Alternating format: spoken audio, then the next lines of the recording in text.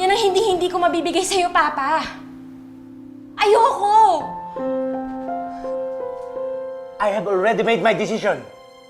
It is for your own good. Magpapakasal kayo ni Gerald next month. Nagkasundo na kami. And that's final! Ayoko pa!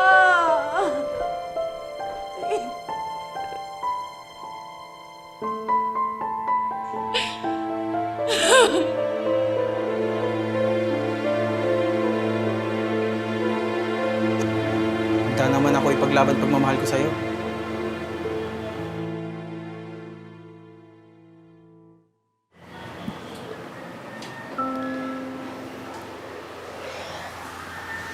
Mahal na mahal kita, Rodolfo.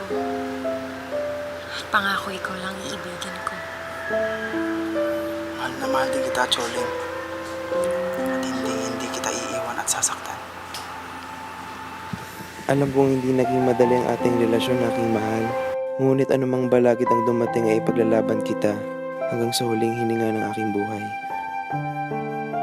Rodolfo, Ruben at Rhea, bakit ka pa nga rin ng nanay at tatay at lolo to? Coincidence lang ba ang lahat ng ito?